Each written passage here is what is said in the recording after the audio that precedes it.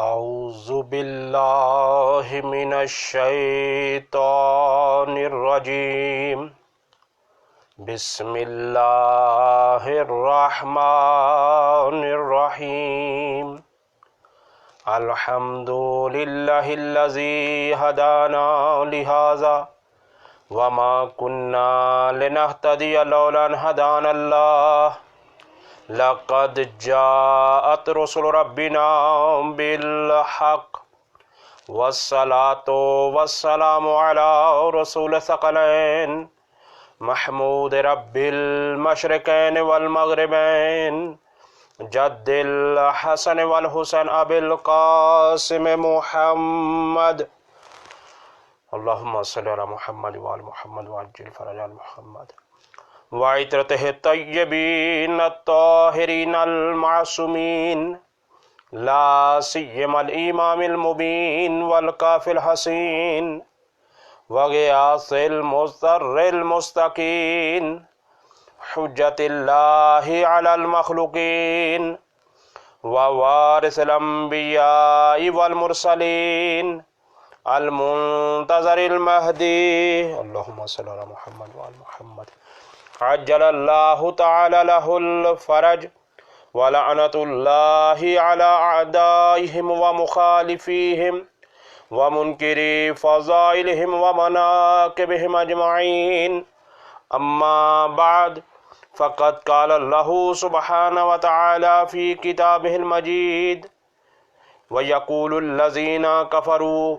لست مرسلا قل كفى بالله شهيدا بيني وبينكم ومن عنده علم الكتاب اللهم صل على محمد وعلى محمد وعجل فرج آل محمد۔ السلام علیکم سامعین محترم، سب سے پہلے ایام شہادت حضرت امیر المومنین علی بن ابی طالب علیہ السلام کے سلسلے کے حوالے سے آپ تمام عالم اسلام کو اور بالخصوص اہل ایمان کو تسلیت پیش کرتا ہوں، اور یہ شہادت حضرت علی علیہ السلام جو اول المظلوم بھی ہیں اور دنیا کے مظلوم ترین شخصیت بھی ہیں، ان کی شہادت کے ایام ہیں۔ ہماری دعا ہے رب ذوالجلال سے جہاں کہیں بھی ذکر مولا متقیان امیر المومنین علی بن ابی طالب علیہ السلام ہو رہا ہے، پروردگار عالم تمام تر ذکر کرنے والے، ذکر سننے والے علماء، خطباء، ذاکرین، ماتمین و حقان سب کی پروردگار عالم حفاظت فرمائے، اور ہمیں مخصوص طریقے سے اس عزاداری کو انجام دینے کی توفیق خاص عطا فرمائے، اور اس انداز میں کہ جو پسندیدہ اہل بیت علیہ السلام ہو، جس کو خدا چاہے، جس کو اہل بیت علیہ السلام چاہے، ہمیں اسی طرح سے اس طریقے سے عزاداری کو انجام دینے کی توفیق خاص عطا فرمائے۔ عزیزان گرامی، یہ خمسہ مجالس بسلسلہ شہادت امیر المومنین علیہ السلام، اور اس کا موضوع گفتگو ہم نے آپ کی خدمت میں رکھا ہے حضرت علی علیہ السلام قرآن کے آئینے میں۔ قرآن میں حضرت علی علیہ السلام کی شخصیت کا کیا مقام ہے، یا قرآن کی نظر میں حضرت علی علیہ السلام کی کیا شخصیت ہے؟ عزیزان گرامی، حضرت علی علیہ السلام کی شخصیت قرآنی اعتبار سے یہ ہے کہ تمام عالم اسلام کا اتفاق ہے کہ قرآن کا بہت سارا حصہ حضرت علی علیہ السلام کی شان میں نازل ہوا ہے، جیسا کہ بعض مفسرین کے اقوال یوں ہیں کہ 300 سے زیادہ آیات، یہ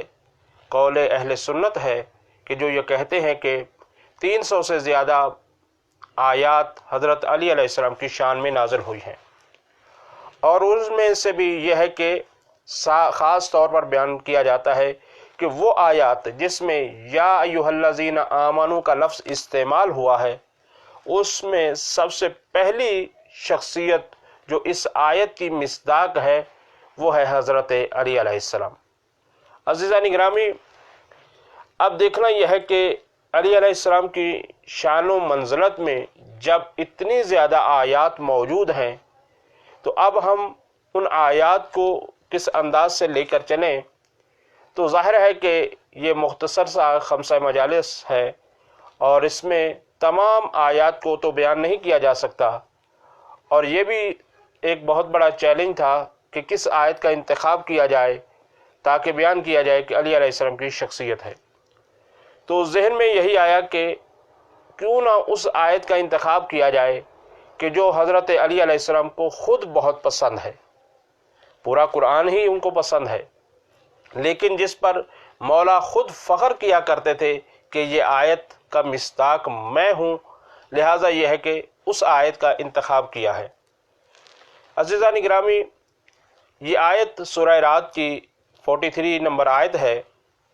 اور اس میں ارشاد رب العزت یہ ہو رہا ہے، یقول الذین کفروا، وہ لوگ جو یہ کہتے ہیں کہ لست مرسلا، کہ آپ رسولوں میں سے نہیں ہیں یا رسول نہیں ہیں، قل کفا باللہ شہیدا بینی و بینکم، قل اے میرے حبیب ان سے کہہ دیے میرے لیے ایک اللہ کافی ہے، اور ایک ومن عندہ علم الکتاب، اور ایک وہ کافی ہے کہ جس کے پاس پوری کتاب کا علم ہے۔ عزیزان گرامی، اس کے اوپر مفصل گفتگو ہوئی ہے، علماء تفاسیر نے اس کو مختلف انداز میں، تاریخ نے اور محدثین نے اس کو بیان فرمایا ہے،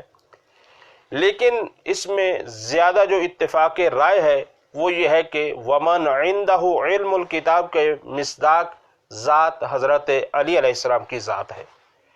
حضرت علی علیہ السلام خود اس آیت کے اوپر افتخار کرتے ہوئے نظر آتے ہیں۔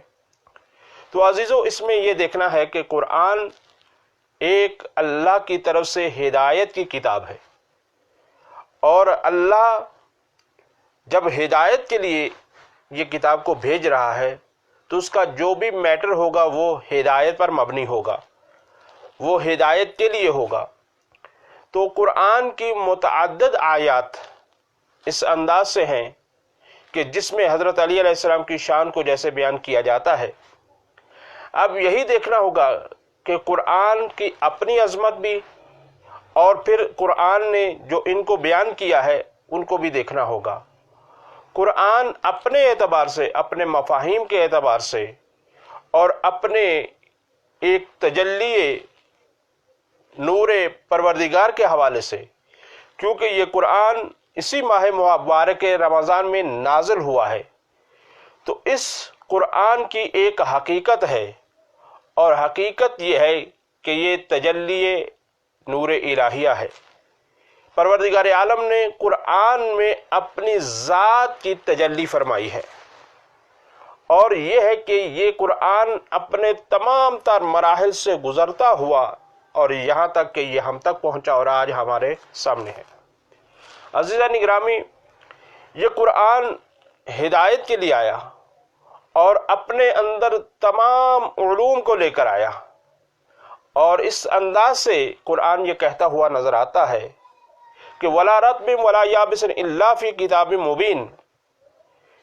کہ یہ ہے کہ اس قرآن کے اندر ہر خشک و تر کا ذکر ہے۔ تو یہ قرآن نے دعویٰ کیا، اور یہ پورا کیسے ہوا، اور اس کو دیکھنا یہ ہے کہ اب یہ ہے کہ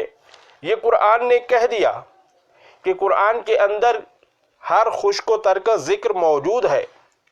لیکن اس خشک و تر کے ذکر کے ساتھ اب یہ ہے کہ یہ بیان کیسے کیا جائے،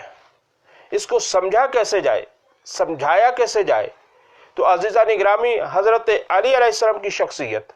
وہ عظیم شخصیت ہے کہ قرآن نے جو دعویٰ کیا تھا کہ میرے اندر خشک و تر کا ذکر ہے، اور اس کی دلیل بن کر حضرت علی علیہ السلام نے منبر کوفہ پہ بیٹھ کر یہ ارشاد فرمایا، سلونی قبل ان تفقدونی، تم مجھ سے پوچھ لو کہ قبل اس کے کہ تم مجھے کھو بیٹھو۔ اللہ اکبر۔ عزیزان گرامی، یہاں پر بھی حضرت علی علیہ السلام اپنا تعارف اس انداز سے کروا رہے ہیں، اور یہ کہہ رہے ہیں کہ تمہیں جو کچھ بھی سوال کرنا ہے آؤ وہ مجھ سے پوچھو، اور میں تمہیں بتاؤں گا، کیونکہ میں زمین سے زیادہ آسمانوں کے راستوں کو بہتر جانتا ہوں۔ تو وہ ذات جو ہر لحاظ سے یہ ہے کہ علم میں سرشاد ہو، قرآن اور اسی طرح سے حضرت علی علیہ السلام، یہ علی علیہ السلام کی شخصیت اور قرآن، اور اس حوالے سے بھی دیکھنا ہوگا کہ قرآن کا تعارف کون کروائے گا، قرآن کی عظمت کو کون بتائے گا؟ تو قرآن کے تعارف کے لیے اہل بیت علیہ السلام اور حضرت علی علیہ السلام کی ذات ہے۔ حضرت علی علیہ السلام بتائیں گے کہ قرآن کیا ہے، اور قرآن بتائے گا کہ حضرت علی علیہ السلام کیا ہے۔ یہ عظمت بیان کرنے کے لیے قرآن اور اہل بیت علیہ السلام، اسی وجہ سے پیغمبر اکرم صلی اللہ علیہ وسلم جب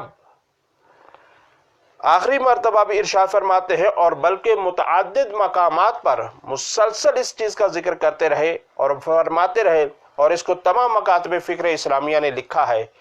میرے مولا ارشاد فرمایا کرتے تھے اکثر مقامات پر، انی تارکن فیکم الثقلین کتاب اللہ و اطراتی اہل بیتی، میں تمہارے درمیان دو گراں قدر چیزیں چھوڑ کے جا رہا ہوں، ایک اللہ کی کتاب ہے اور دوسرے میرے اہل بیت ہے۔ اور پھر فرمایا کہ اگر تم ان دونوں سے تمسک رکھو گے تو تم کامیاب ہو جاؤ گے، کبھی گمراہ نہیں ہوگے، حتیٰ کہ تم میرے پاس حوض کوثر پر پہنچ جاؤ گے۔ تو یہ ہے وہ قرآن اور اہل بیت علیہ السلام کا ذکر، کہ جو قرآن یہ بتائے گا کہ اہل بیت کی عظمت کیا ہے، اور اہل بیت علیہ السلام بتائیں گے قرآن کی عظمت کیا ہے۔ یہ عظمتیں دونوں کی، کیونکہ دونوں کی حقیقت ایک ہے عزیزوں، دونوں کا اصل ایک ہے، تو اس حوالے سے یہ ہے۔ بہرحال آپ کی خدمت میں جس آیت کا بھی انتخاب کیا گیا، اس پر بھی ہماری مسلسل گفتگو ہوتی رہے گی، اور باقی آیات پر بھی مسلسل گفتگو ہوتی رہے گی، اور یہ ہے کہ یہ ساتھ ساتھ، کیونکہ ظاہر کہ شہادت کے ایام بھی ہیں اور ساتھ ساتھ شبہ قدر بھی کہلاتی ہیں، تو یہ جو تاریخی اعتبار سے جو کہا جاتا ہے کہ شبہ قدر کون سی ہیں، تو ان میں سے سب سے پہلی شب 19 کہلاتی ہے۔ شب 19 میں کہا جاتا ہے کہ یہ شب قدر کی پہلی راتوں میں سے رات ہے، کیونکہ یہ روایات آئی ہیں کہ جو بتاتی ہیں، بعض نے کہا ہے کہ یہ 19 کی رات ہے شب قدر کی، بعض نے کہا ہے 21 کی ہے، بعض نے 23 کی کہا ہے، اور اس کے علاوہ بھی روایات موجود ہیں۔ تو ان میں سے پہلی رات یہی رات ہے جو آج کی ہم اس وقت آپ سے مخاطب ہیں، اور یہ ہے کہ عزیزو یہ رات بہت باعظمت والی رات ہے۔ اس رات کو باقاعدہ طور پر اس حوالے سے بھی سوچا جائے کہ اہل بیت علیہ السلام نے یہ رات کس طرح سے گزاری ہے، اہل بیت علیہ السلام نے اس شب کے اندر کیا کام انجام دیے، اور خصوصاً مولا علی علیہ السلام نے کس طرح سے یہ شب گزاری ہے۔ تو عزیزان گرامی، یہی ماہ رمضان اور یہی قرآن اور یہی اہل بیت علیہ السلام کا یہ سلسلہ بہت ہی اہم ہے، اور ہمیں اس میں بھی تفکر کرنے کی ضرورت ہے، اس کو سمجھنے کی ضرورت ہے کہ قرآن اور اہل بیت علیہ السلام ماہ رمضان کے اندر دونوں کا ذکر ضروری ہے۔ ممکن ہے کہ بعض اس انداز سے یہ سمجھے کہ جی ہم قرآن کی تلاوت کر لیں تو ہمیں اہل بیت کے ذکر کی ضرورت نہیں ہے، نعوذ باللہ، اور بعض ممکن ہے کہ یہ سمجھ لیں کہ جی ہم نے ذکر کر لیا تو ہمارے لیے قرآن کی ضرورت نہیں۔ نہیں عزیزو، دونوں ہی کا ایک گہرا تعلق ہے، چاہے وہ ماہ رمضان ہو چاہے وہ حوض کوثر ہو، دونوں ہمیشہ ساتھ رہیں گے۔ اور پھر یہ ہے کہ کیونکہ حالات آپ کے سامنے ہیں، اب ان ایام میں ہم عزاداری کو کیسے منائیں، ذرا تھوڑا سا توجہ سے سماعت کیجیے گا۔ ایسے حالات میں کہ جب کورونا کے مسائل درپیش ہیں اور دیگر مشکلات درپیش ہیں، یا بعض وجوہات کی بنا پر مجالس پر پابندیاں لگا دی گئی ہیں، تو عزیزاؤ اس میں بھی تھوڑی سی خاص توجہ کی ضرورت ہے۔ وہ یہ ہے کہ عزاداری کم نہیں ہوگی، عزاداری کی اہمیت اپنی جگہ پر باقی ہے اور ہمیشہ باقی رہے گی۔ عزاداری کے لیے یہی ہے کہ ہمیں عزاداری ہم کو کرنا ہے، ہر لحاظ میں عزاداری ہمارے لیے واجب ہے،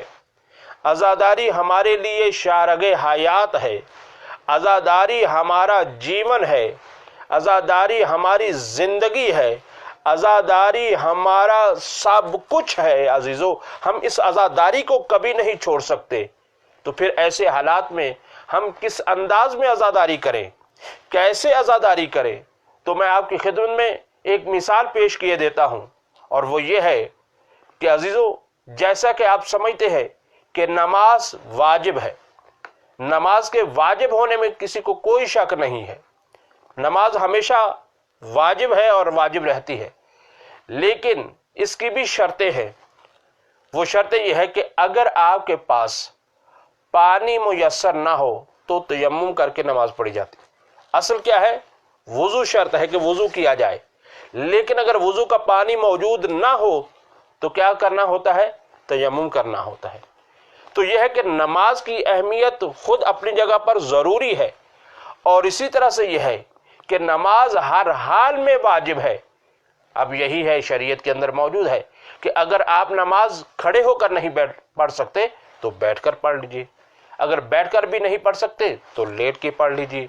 اگر لیٹے ہوئے بھی نماز کے الفاظ ادا کرنے میں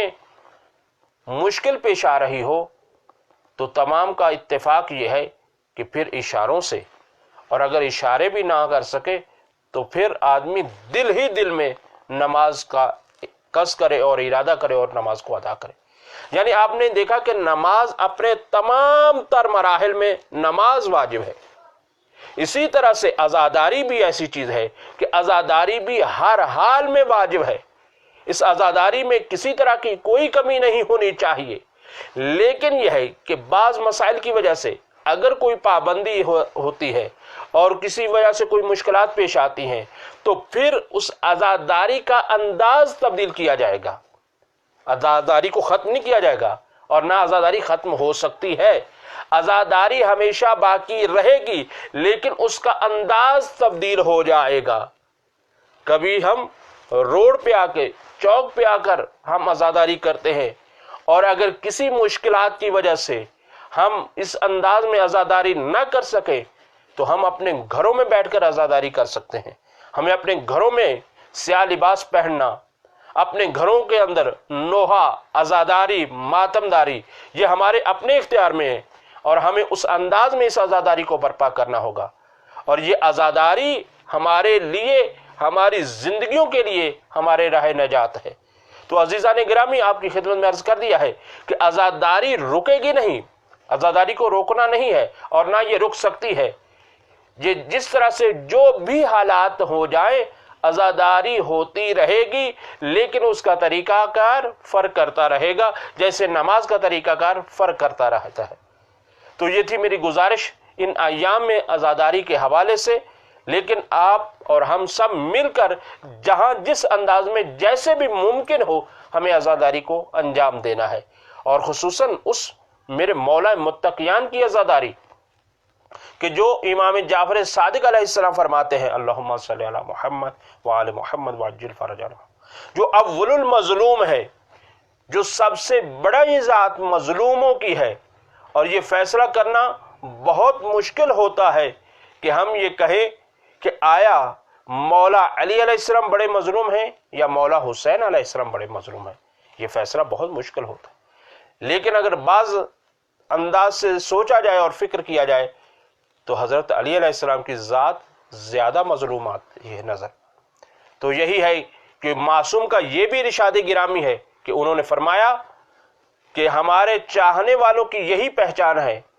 کہ جب ہمارے گھر میں خوشی ہوتی ہے یفرحون لفرحنا ویحزنون لحزننا، ہمارے چاہنے والے ہمارے خوشی میں خوش ہوتے ہیں اور ہمارے غم میں غمگین ہوتے ہیں۔ تو پھر یہ جب اہل بیت علیہ السلام کے گھرانے میں اتنا غم ہے تو پھر ہمیں اسی غم کو اسی طریقے سے لے کر چلنا ہوگا،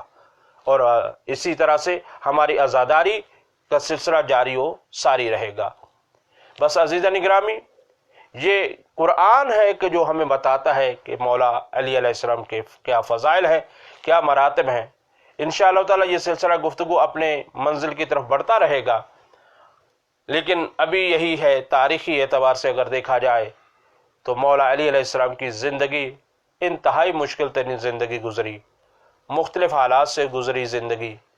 چاہے وہ زندگی کا بچپنا ہو، چاہے وہ جوانی ہو، اور چاہے ضعیفی کا وہ دور ہو، ہر مشکل دور میں حضرت علی علیہ السلام نے اپنا وقت گزارا اور مشکل ترین وقت گزارا، لیکن اسلام کی خدمت مسلسل کرتے رہے اور ہر انداز سے کرتے رہے، اور اپنی زندگی تک ہی نہیں محدود بلکہ بعد زندگی بھی اپنی اولاد کی ایسی تربیت کر کے گئے ہیں میرے مولا کہ انہوں نے دین مبین اسلام کے اوپر آنچ نہیں آنے دی۔ اب اگر کسی بیٹے کو اگر سلو کرنا پڑی ہے تاکہ دین محفوظ ہو جائے تو میرے مولا کے اولاد نے سلو نامال کر لیا، اور کبھی اگر اپنے خون کا نذرانہ دے کر اگر دین کی آبیاری کرنے کی ضرورت پیش آئی تو اولاد میں سے امام حسین علیہ السلام نے ایسا ہی انجام دیا۔ تو عزیزان گرامی، یہ حضرت علی علیہ السلام کی دینی خدمات کا ایک جائزہ لیا جائے تو وہ بھی کسی سے کم نہیں ہے اور نہ کوئی ڈھکا چھپا ہے، لیکن اس کے لیے میرے مولا کی بہت بہت بڑی بڑی قربانیاں ہیں اور میرے مولا کی بہت بڑی مظلومیت ہے۔ بس میں نے مختصر کیا گفتگو کو۔ میرے مولا متقیان جب ظاہری خلافت پر آتے ہیں، ایک دفعہ ظاہری خلافت جب نصیب ہوئی تو اس وقت کہا کہ یمن میں جو رہتے تھے لوگ ان کو خط لکھا، حبیب نامی ایک شخصیت تھے وہاں پر، ان کو خط لکھا اور خط لکھ کر کہا کہ وہاں سے ہمارے لیے بیعت کا انتظام کیا جائے اور وہاں سے کچھ لوگوں کو یہاں پر بھیجا جائے، اور وہاں سے کچھ لوگ آئے، تقریباً 10 تاریخ نے لکھا ہے لوگ وہاں سے آئے، اور ان 10 میں سے ایک شخص وہ بھی آیا کہ جس کو حضرت علی علیہ السلام نے پوچھا، اے آنے والے ذرا یہ تو بتا تمہارا نام کیا ہے؟ آنے والے نے بتایا میرا نام عبد الرحمن ہے۔ یہ کہنا تھا کہ میرے مولا نے فوراً پوچھا یہ بتا تیرے باپ کا کیا نام ہے؟ کہا ملجم ہے۔ یہ کہنا تھا کہ میرے مولا نے فوراً کہا کیا تو مرادی ہے؟ کہتا ہے جی مولا میں مرادی ہوں۔ یہ کہنا تھا کہ میرے مولا نے کئی مرتبہ ان الفاظ کو دہرایا جسے کلمہ استرجاع کہا جاتا ہے، فرمایا انا للہ و انا الیہ راجعون، کئی مرتبہ اس جملے کا تکرار کرتے ہیں، اور اس وقت بھی یہ ارشاد فرمایا ارید حیاتہ یرید قتلی، میں اس کی زندگی چاہتا ہوں یہ میری موت چاہتا ہے۔ عزادارو تاریخ کا وقت گزرتا رہا، میرے مولا مدینہ سے کوفہ آ جاتے ہیں، اور کوفہ میں آنے کے بعد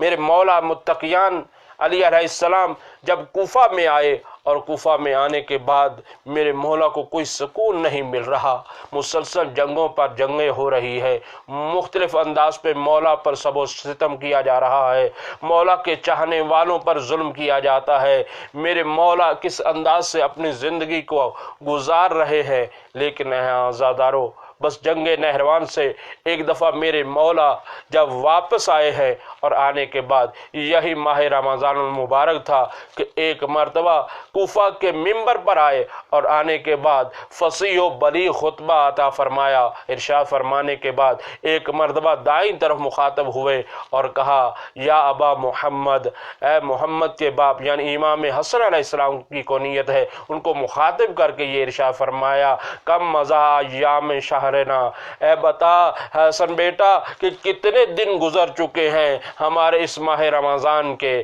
بیٹے نے کہا بابا جان 13 دن گزر چکے ہیں، اور اس کے بعد ارشاد فرمایا یا ابا عبداللہ کم بقی ایام شہرنا، اے میرے بیٹے فرزند، اے ابو عبداللہ، اے میرے حسین، ذرا یہ تو بتا اب باقی دن کتنے رہ گئے؟ کہا بابا جان 17 دن باقی ہے۔ اور اس کے بعد میرے مولا نے اپنی ریش مبارک پر ہاتھ پھیرا، اور ہاتھ پھیر کر یہ کہنے لگے کہ میری یہی داڑھی خون سے خضاب ہوگی۔ اور اس کے بعد عزیزان گرامی میرے مولا نے کلمہ استرجاع کو اسی طرح سے ارشاد فرمایا۔ بس عزادارو بس ایک مرتبہ اسی ملعون کو جب دیکھا کہ جب ابن ملجم سامنے آیا تو میرے مولا نے وہی جملے دہرا دیے ارید حیاتہ یرید قتلی، میں اس کی زندگی چاہتا ہوں اور یہ میری موت چاہتا ہے۔ یعنی میرے مولا بتانا کیا چاہتے ہیں؟ میرے مولا بتانا یہ چاہتے ہیں کہ میری عید کا دن بھی قریب آ رہا ہے اور میری بچیاں پردیس میں ہیں۔ میرے مولا نے ارشاد فرمایا ان بناتی فی الغربت و یوم العید قریب۔ یہ کہنے کے بعد عزادارو بس مختصر کیا میں نے۔ میرے مولا آج کی شب کئی دفعہ صحن خانہ میں آتے ہیں، کئی دفعہ حجرے میں چلے جاتے ہیں اور آ کر کہتے ہیں ارے میرے مولا میرے آقا میرے رسول نے آج کی شب کا ہی وعدہ کیا تھا، آج کی شب ہی تھی جس کا میرے مولا آقا نے مجھے بشارت دی تھی، لیکن میرے مولا جس انداز سے رات کو گزارتے ہیں ایک بے چینی کی رات ہے۔ بس عزادارو اس کے بعد میرے مولا نے ایک مرتبہ تجدید وضو کیا، تیاری کر کے گھر سے نکلنا چاہتے ہیں کہ بطخوں نے آپ کا راستہ جو روکا اور گریہ بلند کرنے لگی۔ کسی نے کہا روکنا چاہا، میرے مولا نے کہا نہیں یہ بطخیں مجھ پر گریہ کر رہی، اس کو مت روکو، اور کہا میرے بچے اگر اس کو خوراک دے سکے تو دے دینا ورنہ اس کو رہا کر دینا، اجرکم علی اللہ۔ عزادارو اس کے بعد جب گھر سے نکلنے لگے تو دروازے کی کنڈی نے مولا علی کا راستہ روکا اور شاید بے زبانی میں کہہ رہی ہو مولا آج کی رات مسجد کوفہ میں نہ جائیے، یہ نہیں کہہ رہے عزیزان گرامی، یہ کہہ رہی ہوں گی۔ بس اس کے بعد وہاں سے بھی آئے۔ ایک مرتبہ جب مسجد کوفہ میں پہنچے اس ملعون کو سوئے ہوئے میں پایا۔ عزادارو گلدستہ اذان پہ آئے، آ کر آواز دے اللہ اکبر اللہ اکبر۔ میں کہوں گا اے کوفہ والو علی کی آخری اذان سن لو، اے آسمان والو علی کی آخری اذان کو سن لو، اجرکم علی اللہ۔ لیکن اس کے بعد ایک ایک کو بیدار کرے۔ میں کہوں گا مولا آپ ہر ایک کو بیدار کیجیے لیکن ابن ملجم کو بیدار نہ کیجیے۔ لیکن میرے مولا کہتے ہوں گے اپنی زبان حال میں کہا میں اپنا وظیفہ شناس ہوں، میں اپنی ذمہ داری کو پورا کرنے والا ہوں، اجرکم علی اللہ۔ عزادارو اس کے بعد نماز کا آغاز ہوا، نماز کا قیام ختم ہوا، ارے نماز کا رکوع ختم ہوا۔ اب جو سر سجدے میں گیا وہ ملعون اٹھا، اس شقی نے وہ ضربت لگائی جہاں پر ابن ملجم ملعون نے ضربت لگائی، عمر ابن ود کی تلوار لگ چکی تھی وہیں پر ضربت لگی۔ اب یوں ہی ضربت لگی ایک دفعہ آواز بلند ہوئی واللہ تہدمت ارکان الہدی، ارے ارکان ہدایت منہدم ہو گئے، قد قتل امیر المومنین، ارے امیر المومنین قتل کر دیے گئے۔ ایک دفعہ شہزادیوں نے کہا ارے بھیا حسن و حسین ذرا جاؤ خبر تو لو یہ مسجد میں کس کی آواز ہے جو کہا جا رہا ہے امیر المومنین شہید کر دیے گئے۔ وَسَيَعْلَمُ الَّذِينَ ظَلَمُوا أَيَّ مُنْقَلَبٍ يَنْقَلِبُونَ أَلَا لَعْنَةُ اللَّهِ عَلَى قَوْمِ الظَّالِمِينَ۔ اے پروردگار عالم تجھے واسطہ ہے مولا علی علیہ السلام کی مظلومیت کا، اے پروردگار عالم تجھے واسطہ ہے حضرت علی علیہ السلام کی آج کی شب کے توسلات کے صدقے کا، اے پروردگار عالم ہماری اس عزاداری کو اپنی بارگاہ میں قبول و منظور فرما۔ اے پروردگار عالم جہاں کہیں بھی عزاداری ہو رہی ہے اے پروردگار عالم تمام عزاداروں کی عزاداری کو قبول فرما۔ اے پروردگار عالم جہاں کہیں بھی جس انداز میں بھی امیر المومنین علیہ السلام کی عزاداری ہو رہی ہے اس عزاداری کو تقویت عطا فرما، ہمیں بہترین انداز میں جتنا ہو سکتا ہے ممکن ہو سکتا ہے پروردگار عالم ہمیں عزاداری حضرت امیر المومنین علیہ السلام کو برپا کرنے کی توفیق عطا فرما۔ اللہم صلی علی محمد وآل محمد وعجل فرج آل محمد۔